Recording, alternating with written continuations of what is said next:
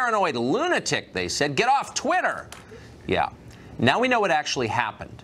The question at this point is, how many people in Trump's orbit weren't spied on by the FBI? Trump advisor Carter Page was placed under government surveillance in the fall of 2016 after the feds used uncorroborated claims from the Trump dossier to justify a FISA warrant. We know from congressional testimony that Page spoke with Trump advisor, Trump campaign manager, Steve Bannon, while he was being spied on, meaning that Bannon was likely spied on too. Tonight, based on our own reporting, we can tell you that Carter Page also sent email messages to members of the Trump campaign during that same period. Presumably, the FBI intercepted those as well. Suddenly, it looks like the Obama administration may have spied on a significant portion of the Trump campaign team. Just how many people were surveilled and to what extent? How much did President Obama know about it? We still don't have the answers to those questions, though we definitely have the right to them. Oh, no, we don't, say Democrats. Asking questions is a sign of disloyalty to this country. The very people who once told us that spying absolutely never happened are now telling us the spying was perfectly justified and normal. Why? Because Russia. Okay, but the funny thing is, almost all of the Russian collusion evidence unearthed recently implicates Democrats, not the Trump campaign. Yesterday, we learned that, for example, Senator Mark Warner of Virginia was secretly sending text messages to a lobbyist for a Russian oligarch in the hope of making contact with the dossier author, Christopher Steele. Warner tried to hide that correspondence. I'd, quote, rather not have a paper trail, he texted to the oligarch's lobbyist. Now, traditionally, in Washington anyway, no paper trail is not an indicator of transparency. In fact, it's a sign of wrongdoing. Now, we're not saying that Senator Warner ought to resign his seat and face treason charges, and we're not saying that because we're not hysterical liberals willing to poison our international relations and misuse the justice system just for cheap political ends. But we do think that Warner's behavior is worth knowing more about. And so, by the way, is a remarkable new New York Times story just published about 40 minutes ago. That story alleges that within the last year, American intelligence agencies paid a spy, apparently a spy working for the Russian government, $100,000 in American tax dollars in exchange for unverified and possibly fabricated information about President Trump.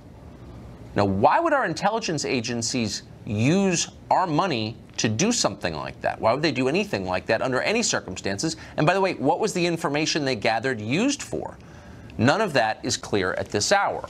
Here's what is clear right now. The bottom line and what we've learned this whole week, the one thing worth taking away from a dramatic week in Washington, is this. The Obama administration spied on a rival political campaign. There had better be a legitimate reason for doing that, but increasingly it looks like there wasn't.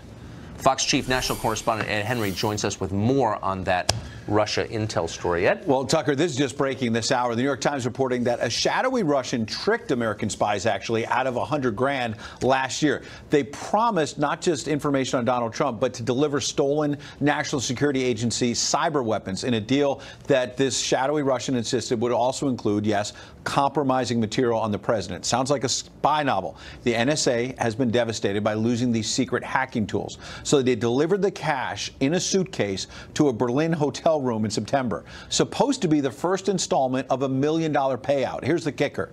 The Russian claimed the information would link the president and his associates to Russia.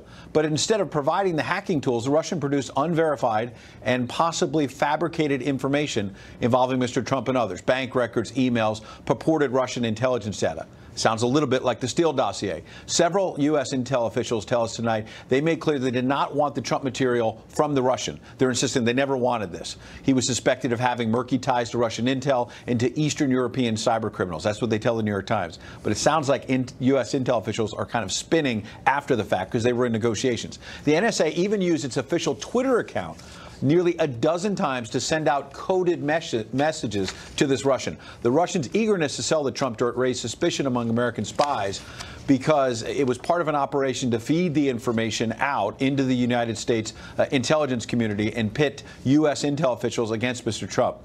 It was confusing because at one point this Russian dropped his asking price from about $10 million to just over $1 million. That raised alarm bells. Then he showed a 15-second clip of a video showing a man in a room talking to two women. He claimed it was Mr. Trump, but there was really no way to confirm that it was Mr. Trump with two women. It was a grainy video. It had no audio. And we're told that these officials were shown the video in the Russian embassy in Berlin. So this does sound like a spy novel. And as you were just saying, the president some time ago was suggesting that some U.S. intel officials were out to get him.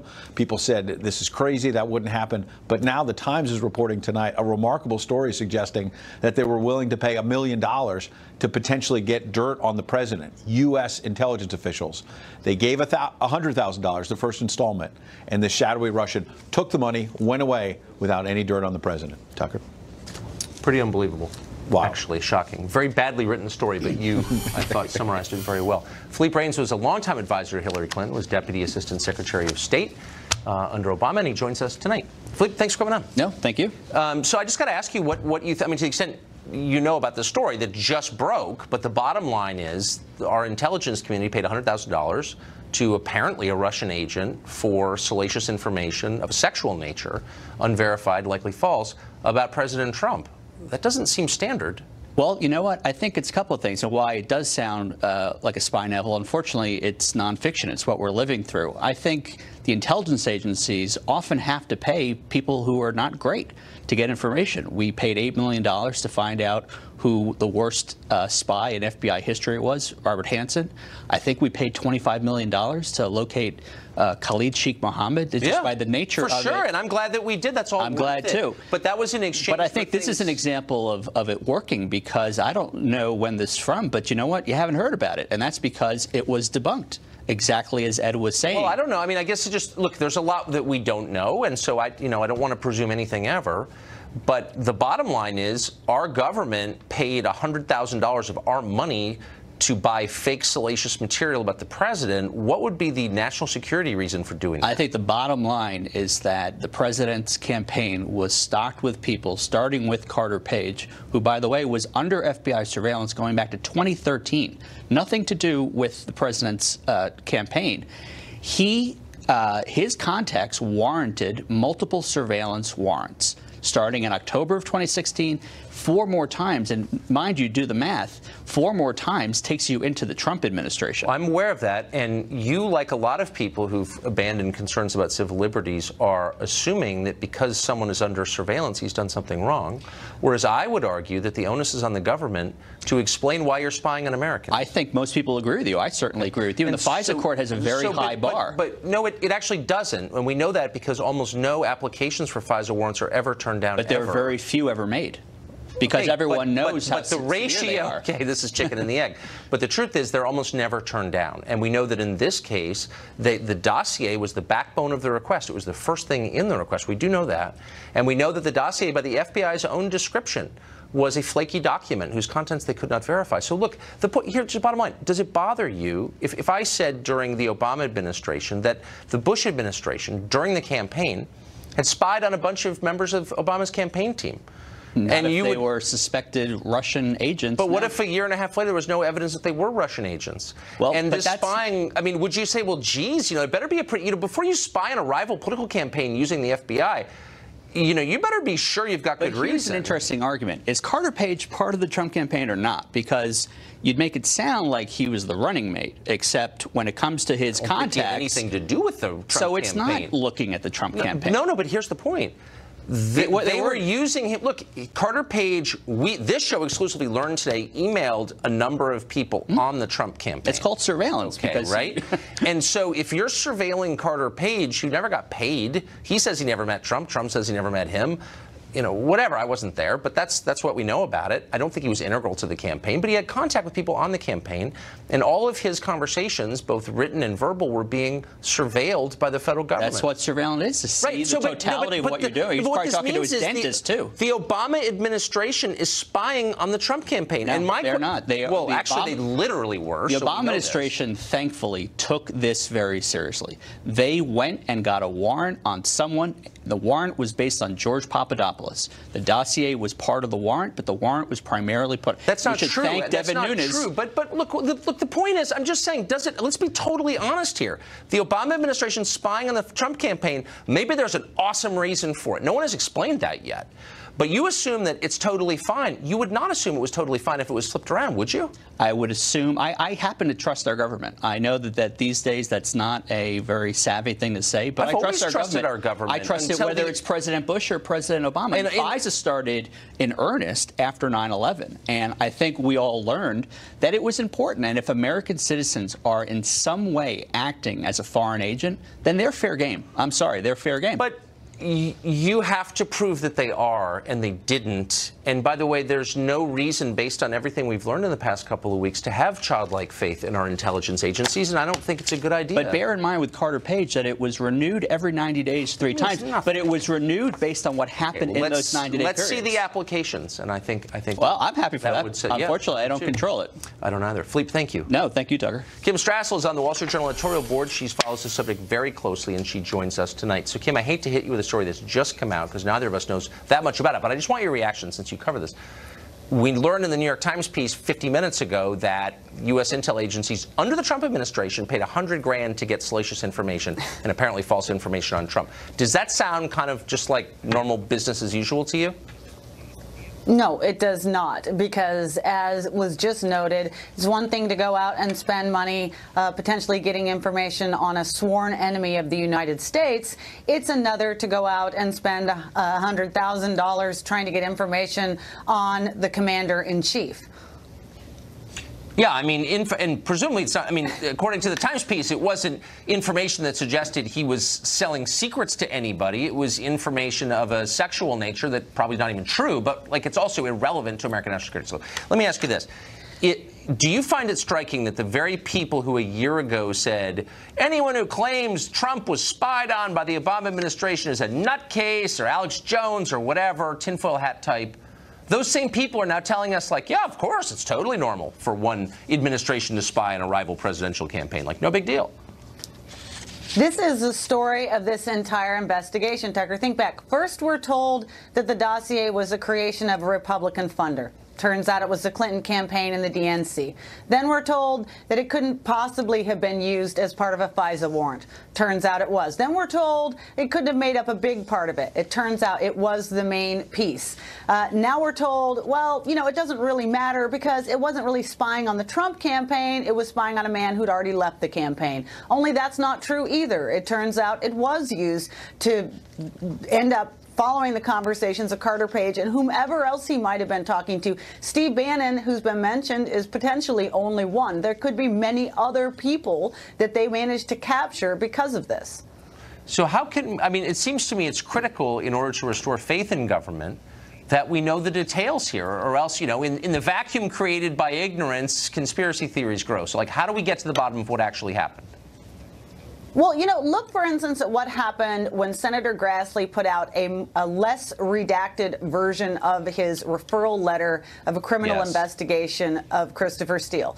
You know, we were told, oh, none of that could come out. It would damage sources, methods, highly classified. You look at it and you find out that the only thing that was in fact redacted was information that was highly scandalous and hurtful to the FBI that undermined it and the Justice Department. So my question is, why shouldn't we put out these FISA applications? Let's put out all the documents and see where the skeletons are. And yeah, we can try to be careful of sources and methods, but this has now become a farce of he said, she said, and the American public deserves to see it and judge it with their own eyes. Yeah, the embarrassment of federal bureaucrats is not justification for keeping something secret that doesn't belong to them. They don't own these documents. They belong to us. So, Kim Strassel, thanks for reminding us of all that. It was great. Thank you. Trump administration planning to enforce laws that keep immigrants off welfare. Those laws have been on the books for a long time. Of course, progressives are outraged. As always, that story next. Tucker Carlson is brought to you by Dr. Scholl's Pain Relieving Orthotics. Each year, Sarah climbs 58,070 steps. That's the height of Mount Everest. Because each day she chooses to take the stairs, at work, at home, even on the escalator. That can be hard on the lower body. So now she does it with Dr. Scholl's orthotics, clinically proven to relieve and prevent foot, knee, or lower back pain by reducing the shock and stress that travel up her body with every step she takes. So keep on climbing, Sarah. You're killing it. Dr. Scholl's, born to move. And the wolf huffed and puffed. Like you do sometimes, Grandpa? Well, when you have COPD, it can be hard to breathe. It can be hard to get air out, which can make it hard to get air in. So I talked to my doctor. She said, Symbicort could help you breathe better, starting within 5 minutes. Symbicort doesn't replace a rescue inhaler for sudden symptoms. Symbicort helps provide significant improvement of your lung function. Symbicort is for COPD, including chronic bronchitis and emphysema. It should not be taken more than twice a day.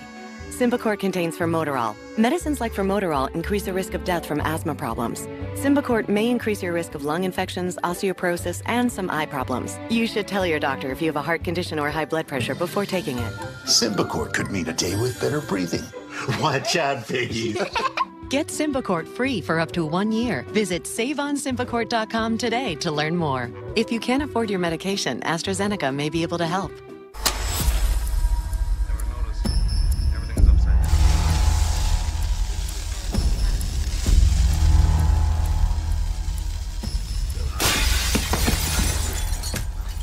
Don't we need that cable box to watch TV?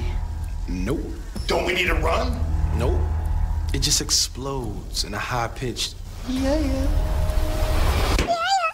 Try DirecTV Now for $10 a month for 3 months. No satellite needed. Fox News Channel on Sirius XM. Your favorite shows on Channel 114. Plus, every story, every 15 minutes. Fox News headlines 24/7 at Channel 115. Watch Fox News Channel anytime, anywhere. Fox News Go. Pick one.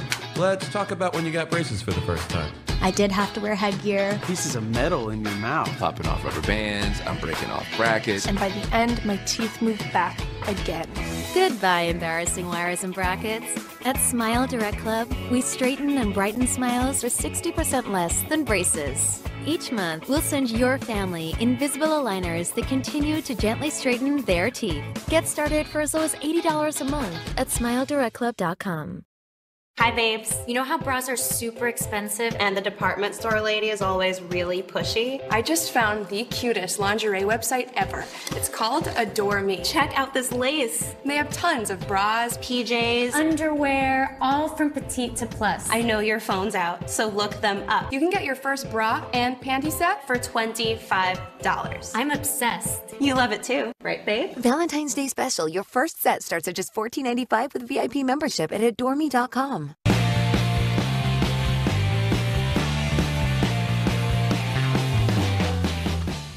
Federal law has long stipulated that immigrants cannot arrive in the United States and receive permanent residency if they become, quote, public charges who depend upon welfare. Of course, we spent decades learning that the government treats immigration law as strictly optional. The Trump administration is looking to change that. The administration is drafting a new regulation that would penalize immigrants for receiving welfare programs like food stamps, Section 8, Head Start, and CHIP, the Children's Health Insurance Program. The left, of course, is howling. Jose Aristomundo is a former press secretary for the Democratic National Committee, and he joins us tonight. Jose, thanks for coming on. Good to be here. So what I find so interesting about the complaints here is that I know from doing this show every night and speaking to immigration advocates that there are no immigrants on welfare.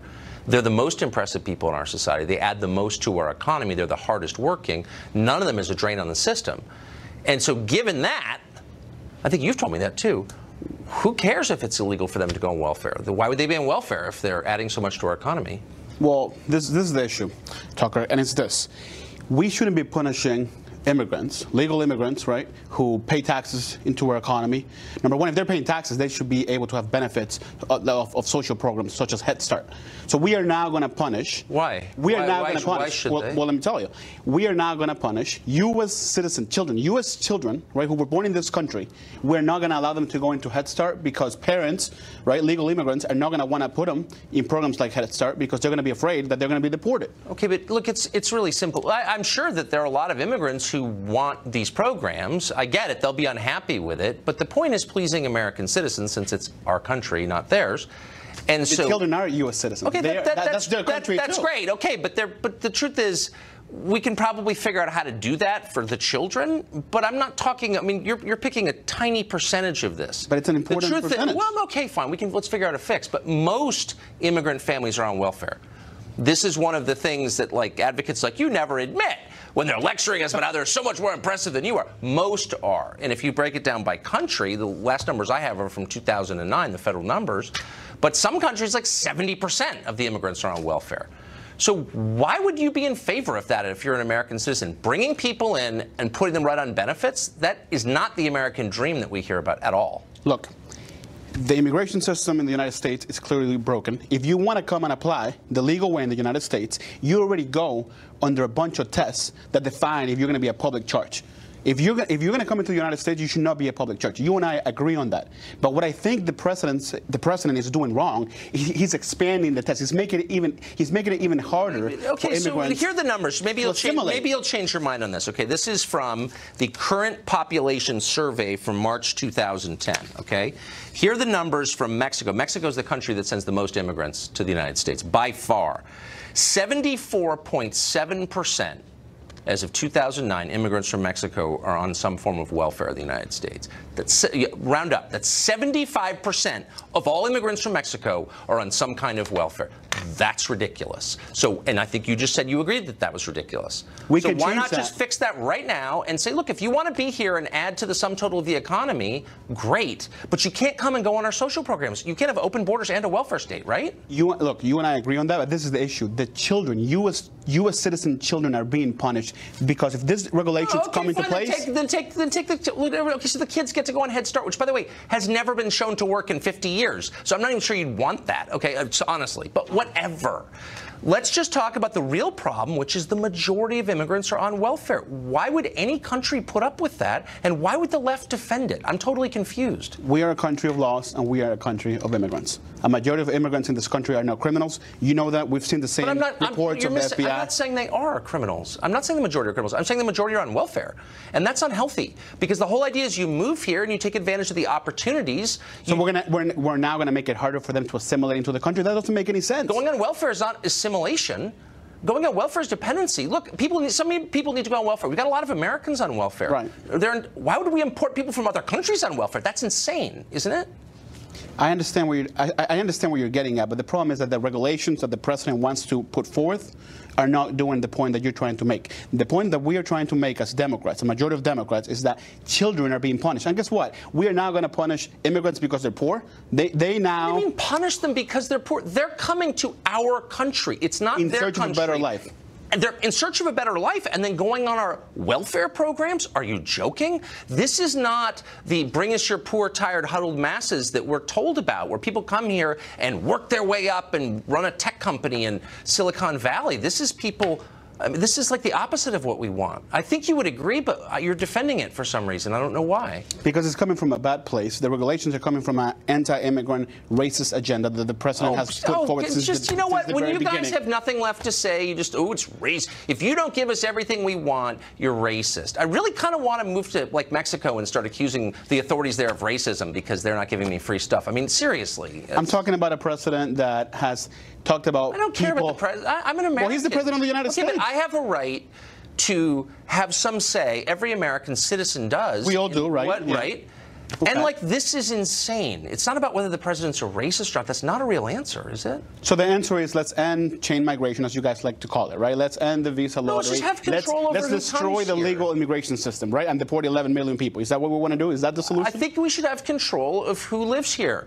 And I mean it. Why wouldn't you? We're a country. And if that means deporting people who shouldn't be here, that's our right. You and I agree on that. No, you don't. No, you don't. You're not being honest. I'm sorry. And we're out of time. You don't agree because you argue. It's like, Trump's a racist. Okay. He is. Yeah, whatever. Thanks, Jose. Let's do it again. Appreciate it. George Soros was at Davos, try to read that in a script. 2 weeks ago, he blasted tech companies for hurting the world. He's right about that, but there are other problems, and we'll tell you what they are. Of course, we'll continue to follow tonight's breaking news. The White House says the president intends to release a Democratic FBI memo, but needs to work with the Intel Committee on edits. We'll continue to follow that story and tell you what's true.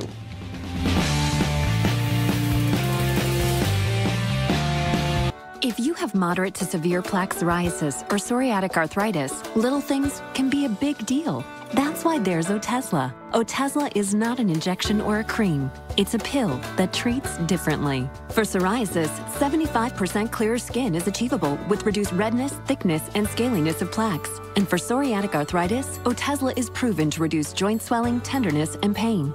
And the Otezla prescribing information has no requirement for routine lab monitoring. Don't use if you're allergic to Otezla. Otezla may cause severe diarrhea, nausea, or vomiting. Tell your doctor if these occur. Otezla is associated with an increased risk of depression. Tell your doctor if you have a history of depression or suicidal thoughts or if these feelings develop. Some people taking Otezla reported weight loss. Your doctor should monitor your weight and may stop treatment. Other side effects include upper respiratory tract infection and headache. Tell your doctor about all the medicines you take and if you're pregnant or planning to be. Otezla, show more of you. It's okay that everybody ignores me when I drive. It's fine, because I get a safe driving bonus check every 6 months I'm accident-free. And I don't share it with Mom, right, Mom? Right. Safe driving bonus checks only from Allstate. Switching to Allstate is worth it. In just days, Publishers Clearinghouse awards the $5,000 a week Forever Prize. Win $5,000 a week for your life. Then after that, someone you choose gets $5,000 a week for their life. Don't miss your final chance to win. Enter at PCH.com and February 23rd. Win forever. It can power your apps with public services without starting from scratch. It brings your business up to speed, doing more with systems you have in place. It can bring all your apps to life and run them within your data center. It is the new IBM Cloud Private. The cloud that's designed for your data. AI ready, secure to the core. The IBM Cloud is the cloud for smarter business.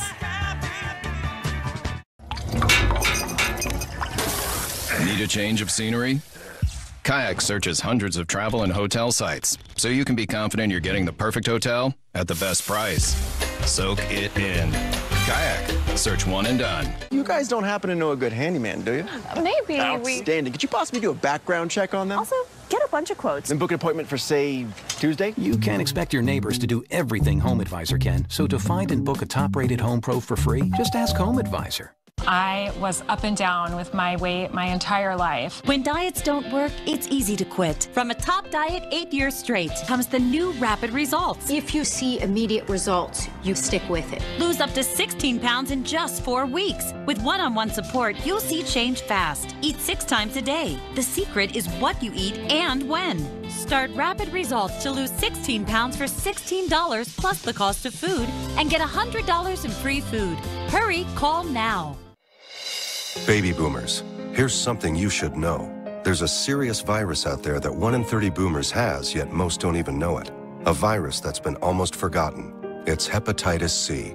Hep C can hide in the body for years without symptoms. Left untreated, it can lead to liver damage, even liver cancer. The only way to know if you have Hep C is to ask your healthcare provider for the simple blood test. If you have Hep C, it can be cured. For us, it's time to get tested. Politically, look, Hillary Clinton is the enabler of Bill Clinton. She is, of course, now we know, revealed as someone who protected a sexual harasser and disrupted the work life of the victim in order to shield that individual. It's a remarkable admission, and yet, of course, it's completely political. If Kirsten Gillibrand cared about the issues, she couldn't even really associate with the Clintons. She's denying in this interview coming up, by the way, Tucker. She's asked if she's spoken to the Clintons. She wouldn't answer that, but then that's when she said she admired Hillary Clinton. So it's very strange. She doesn't want to say that she's speaking to them, but that she needs to be able to at least give her some compliments. It could be that there's no leadership in the Democratic Party, and Kirsten is wondering what kind of national base could she latch onto for this. So that probably is part of it. But I think she should be careful about being seen as a public face of the Me Too movement, which now is becoming completely politicized, and I think that's bad news for that movement. So she obviously thinks she's going to be president. She's running for president. This interview was part of the PR preparatory to that. It seems like maybe everyone running for president should take at least one lesson from the Trump campaign, which is voters will put up with a lot if they think you're just being honest. Right. That phoniness is transparent. Everyone likes it. Nobody appreciates it. Why hasn't she learned that? This just seems so false to me. Well, I think it's because there are bubbles. Look, she's a New York Democrat, And she might not even see herself as president, but perhaps as vice president. Right. So she's setting herself up to move beyond. Clearly, the Democrats are deluded. If their leadership are the Clintons, no wonder they're in trouble. And she sees that somehow this is some way to move herself ahead of the game. In California, there's a Democrat, a woman, who is also the face of the Me Too movement, who's now taken leave because of sexual harassment allegations against her by men. So we're looking at a very unique dynamic, but I think the American people see through it. And I think Kirsten Gillibrand's in for a little bit of a wake-up call coming up. The irony alarm just goes off in the background every night. Tammy Bruce, great to see you. Have the best weekend. My pleasure. Thank you, dear. Billionaire and far-left patron George Soros was in Davos last week, of course. He was talking. He called the big tech companies like Google and Facebook a menace to society. He's right about that. But then he kept going. He said the current administration in Washington is not just bad for the country, it's an existential threat to civilization itself. Civilization itself. Steve Hilton hosts The Next Revolution here on Fox 9 every Sunday night. Fantastic show. He does not agree with this assessment, and he joins us tonight from California. Hey, Steve. It's just so laughable. Look, we both agree with Soros that the tech companies are a menace to society, but he forgot to tell us that he invested in the tech companies. It is so laughable. The things he said was so offensive to me. I can get away with this because I, like George Soros, am a Hungarian. So I can call him a Hungarian hypocrite, not just for the fact that he criticizes the tech companies while investing in them. He went on about gambling while back in the UK, when I got my start in politics, he made his billions gambling in the foreign exchange markets, which crashed the economy and caused untold misery for millions of people. But when it comes to this question of the open society that he argues Donald Trump is wrecking, he really should know better, because he and I share experience of that. Communism in Hungary, that's a real attack on the open society. So it's so disgusting for him to make that comparison. Well, it is disgusting, but it's of a piece with his behavior over decades, as you just pointed out. But since you follow this guy pretty closely, and I think you're great at big picture things, we just learned that he's paying, giving campaign money to district attorney races around the country, and he's doing a lot of other things. What ties them all together? What's his vision? What does he want for America? What's the point of all this? I think you know what I really think is the simple answer to that? I think it's guilt. I think he's guilty at the way he's made his money, gambling in the casino of the financial markets, and he's trying to atone for that. A lot of the liberal elite are exactly in that position. And again, it comes back to hypocrisy, the Hungarian hypocrite. He, like all the other liberal elite, jump up and down and go on about dark money in politics and the evil Koch brothers, and yet he's doing exactly this. But it's not just that he's supporting this particular candidate in these rather obscure races around the country. He's actually effectively covering it up. Those donations are not made public to the electorate before the election. And this is exactly the kind of corruption in politics that the rest of the time they love to condemn. I mean, they really... I took a look, by the way, Tucker. The candidate certainly didn't want to recognize the contribution of her big benefactor. She said thank you to a lot of people after her campaign. Someone called Sherry Murphy, your help was major. Her local Progress family, the YEO network, whatever that is, and even, wait for it, Tucker, your favorite publication, Teen Vogue. This candidate thanks Teen Vogue, but not George Soros, who basically handed her position on a plate. Amazing. Everything that Soros pays for in this country makes America weaker and more divided. That seems to be a connection to me. Steve Hilton, great to see you. Steve's show, The Revolution, every Sunday night, 9 p.m. Eastern. I watch it. You should, too. America is a depressed country. Tens of millions of Americans are taking pills for depression. Is it working? Is there another way? We'll meet an author of a brand new book who says there is. Really interesting conversation just ahead.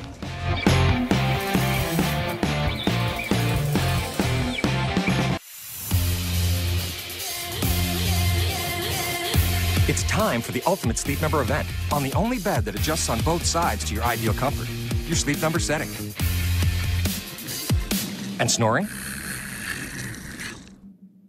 Does your bed do that? Right now, during the Ultimate Sleep Number event, save 50% on the Ultimate Limited Edition bed with adjustable comfort on both sides. And soon.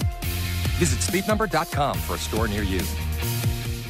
At Farmers, we've seen almost everything, so we know how to cover almost anything, even a red-hot mascot. Hey, you're on fire! You bet I am. Dude, you're on fire! Oh, yeah! No, you're on fire! Look behind you! I'm cool. That's one way to fire up the crowd, but we covered it. Talk to farmers. We know a thing or two because we've seen a thing or two. We are farmers. Bum, bum, bum, bum, bum, bum. DirecTV has been rated #1 in customer satisfaction over cable for 17 years running. But some people still like cable, just like some people like banging their head on a low ceiling, drinking spoiled milk, camping in poison ivy, getting a paper cut, and having their arm trapped in a vending machine. But for everyone else, there's DirecTV. For #1 rated customer satisfaction over cable, switch to DirecTV and get a $200 reward card. Call 1-800-DirecTV. Beaches, Turks, and Caicos was created with everyone in mind. That's why everyone thinks it was created just for them. And it was. Generation Everyone. Yeah, all about a good time. Yeah, all about a good life. You won't believe it. Believe it. That's why we've been voted world's best 19 years in a row. Beaches, Turks, and Caicos, the #1 all-inclusive family resort. Call 1-800-BEACHES. What brings you home? I got a call from Shawshank. Call from who? Don't know yet.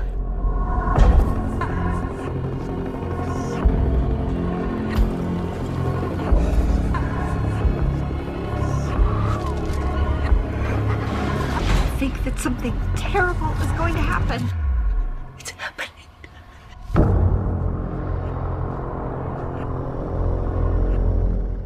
Hi, I'm Bob Harper, and I recently had a heart attack.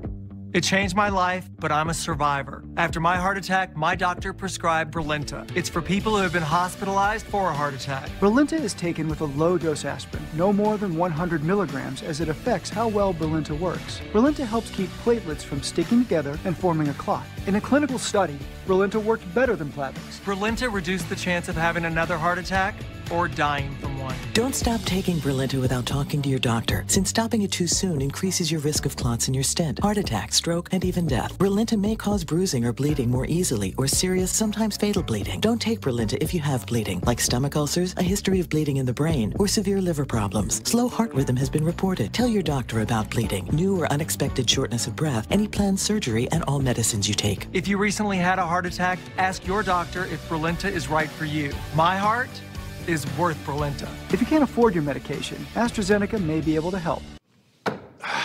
You know, I used to be good at this. You turn 40 and everything goes.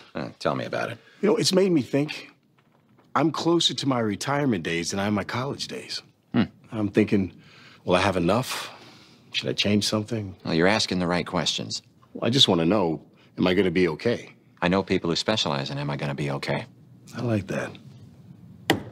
You may need glasses, though. Yeah. Schedule a complimentary goal planning session today with TD Ameritrade.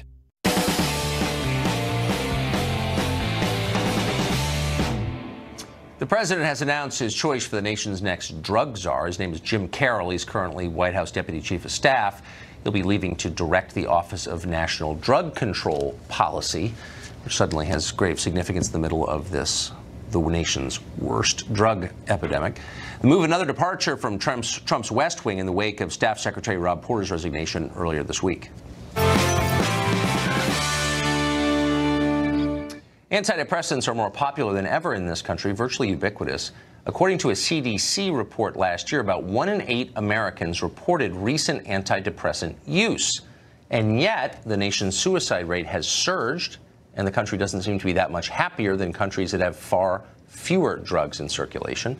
That raises the question, are we thinking about depression in the wrong way? Johan Hari is the author of Lost Connections, Uncovering the Real Causes of Depression and the Unexpected Solutions, a book that unexpectedly has become the center of a lot of debates and has sold quite well. He joins us tonight. Johan, thanks for coming on. Hey, Tucker, it's great to be with you. So this book has been very controversial, I think, in the best way, in that it's forced a conversation where there should have been one years ago. But just summarize for us, if you could, crisply, what is the case that you're making about antidepressants? Yeah, so most of the book is not about antidepressants. It's about why we're in such pain in the first place. And I think that everyone watching this show knows that they have natural physical needs, right? You need water, you need food, you need shelter. If I took them away from you, you'd be in real trouble real fast, right? Yes. There's equally strong evidence that human beings have natural psychological needs, overwhelming evidence. You've got to feel you belong. You've got to feel your life has meaning and purpose. You've got to feel that people see you and value you. You've got to feel that there's a future that makes sense to you. And our culture's good at lots of things, but there's very strong evidence we've been getting less and less good at meeting people's deep, underlying psychological needs. And that is one of the key drivers of this depression and anxiety crisis. What we've been told up to now, when I was a teenager, and I went to my doctor in a real sense of profound pain, my doctor told me a totally biological story about why I was depressed. He said it was just due to a chemical imbalance in my brain. And, you know, I drugged myself for 13 years. I remained depressed. There are other people who take antidepressants who do experience benefit. But one of the things that was so striking to me when I traveled all over the world, interviewed the leading experts in the world about what really causes depression and anxiety and what really solves them, is that overwhelmingly it's due to responses. It's a response to key factors in how we're living today. I learned there's scientific evidence. I'm just laughing because it seems so obvious. Yeah. Why have we been telling ourselves that it's some mysterious chemical imbalance? Those do exist, of course. But for the overwhelming majority, maybe it has to do with the way that we're living is making us unhappy. If you're depressed and anxious, you're not crazy, you're not a machine with broken parts, you're a human being with unmet needs. So that can sound a bit strange in the abstract, so I'll give you a very obvious example that connects people immediately. There's a study that asked the average American, how many close friends do you have who you could call on in a crisis? And when they started doing it years ago, the most common answer was 5. Today, the most common answer is none. So we are the none? None. It's not the average, it's the most common answer. So we've become the loneliest society there's ever been. And what I wanted to look at was what are antidepressants for these 9 deep underlying causes of depression and anxiety? What are the solutions to these problems? So I'll give you an example to that one. There's a doctor in East London called Sam Everington. Had loads of patients coming to him, acutely depressed and anxious. And he felt really uncomfortable because he'd been told in his training, even though he knew the science was much more sophisticated, to say, you've just got a chemical imbalance in your brain and just give them drugs. Like me, he's not opposed to the drugs, but he could see this wasn't solving the problem. A lot of them, for example, were acutely lonely. He did an experiment. A woman came to him called Lisa Cunningham. She'd been shut away in her home for 7 years with really severe depression and anxiety. He said, Lisa, I'll keep giving you the drugs, don't worry. I'm also going to prescribe something else. I'm going to prescribe for you to take part in a group. There was an area of scrubland behind the doctor's surgery. He said, we'll come and support you, but I want you to meet with a group of depressed and anxious people twice a week, and we're going to turn this into a beautiful garden. They met over weeks and months. As Lisa put it to me, as the garden began to bloom, we began to bloom. A study of a very similar program found it's more than twice as effective as chemical antidepressants. What I learned all over the world is there are people who are trying antidepressants that are about dealing with the deep social and psychological reasons why we feel so terrible in the first place. So the deeper and they're much question, more effective. Everything you said is so obvious and true, reports so completely with our experience as people, and we're out of time, but maybe you can come back and explain why we vest so much unwarranted faith in psychiatrists. Why are we so willing to take bad advice from people with MDs? I don't understand. We've only given those psychiatrists one lever to pull, so in one way you can't blame them for pulling it, but what we need to do as a society is put in place a much more expanded menu of options, things that actually deal with these 9 deep reasons why we feel so terrible in the first place. And those options exist, they're being tried all over the world. I've seen them and they are reducing depression and anxiety. They give a lot of hope. I believe you completely. The book is Lost Connections, Uncovering the Real Causes of Depression and the Unexpected Solutions. I'm reading the title so people will buy it, because I think it's great. Johan, thank you. Thank you so much, Appreciate it. Final exam is next. Have you been following the news more closely than our news professionals? You're going to find out in just a minute.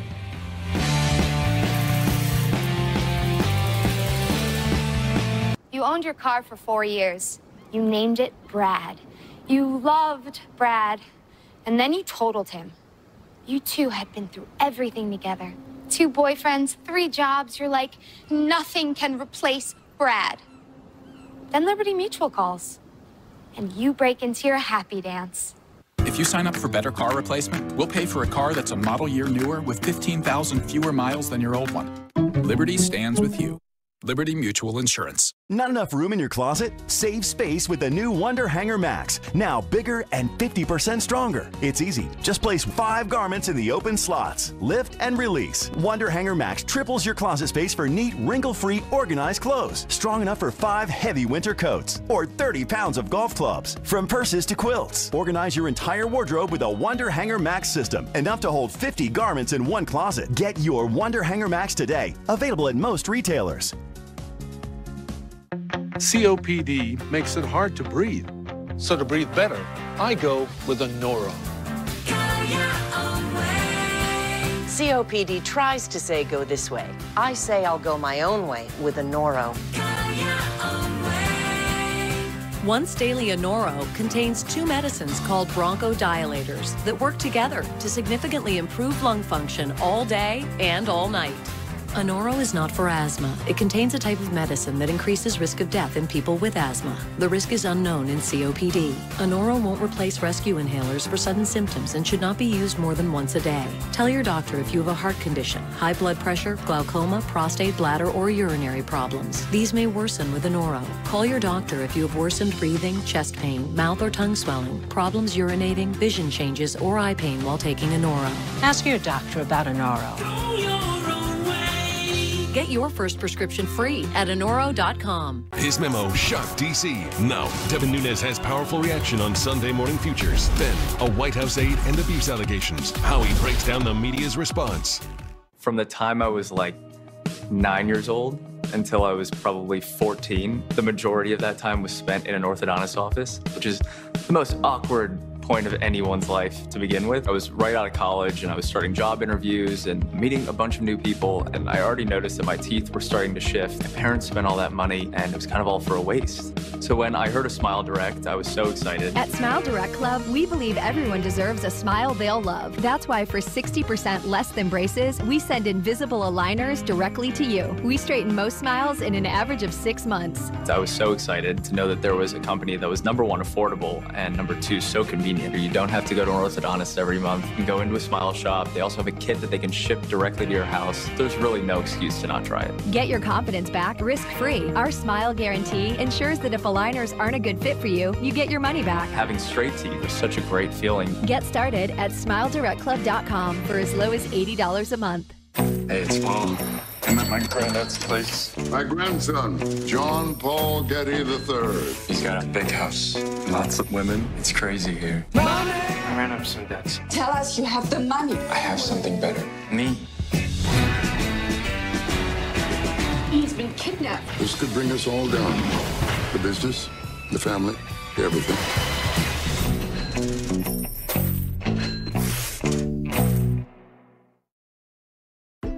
Are the credit cards in your wallet actually the best ones for you?